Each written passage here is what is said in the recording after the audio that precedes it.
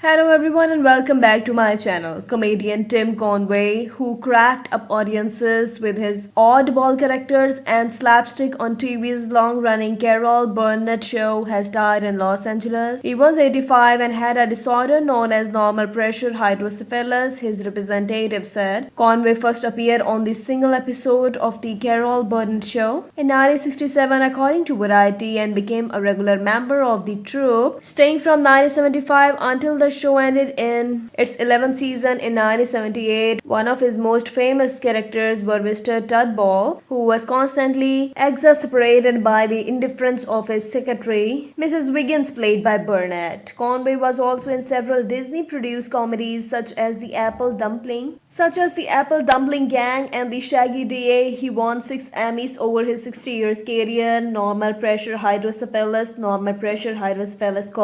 causes excess fluid from the brain and spinal cord to collect in chambers of the brain known as ventricles. All of us have spinal fluid cavities inside the brain called ventricles, says Michael A. Williams, MD, a professor of neurology and neurological surgery at the University of Washington School of Medicine. He talked about the condition but did not treat Conway. In normal pressure hydrocephalus, that circulation is impaired over a long period of time that causes the spinal fluid cavities to enlarge. Experts don't entirely understand the cause. Think of a water balloon filling up, he says. The condition usually happens after age 60 and is even more common in the 70s and 80s. People with it have a hard time walking and staying balanced, that they have a slow shuffling gait and difficulty with turns. Williams says they can have trouble with thinking and memory. About 7 lakh Americans are thought to have the condition according to the Hydrocephalus Association, but fewer than 20% receive an accurate diagnosis, say Williams. He is also director of the university's Adult and Transitional Hydrocephalus and CSF Disorders Program and on the Medical Advisory Board of the association. It's usually detected on an MRI, and by taking a history of the person's symptoms, the only effective treatment is to put a shunt into the brain. This allows the fluid to drain, Williams says. Patients are more likely to die of complications rather than the condition itself. Complications include bleeding in the brain and an infection caused by the shunt. Patients are also likely to have other conditions such as high blood pressure affecting the brain or Parkinson's disease, and that could play a role in their death, Williams says. It is very uncommon for people to die of normal pressure hydrocephalus, per agrees Raj K. Narayan, MD,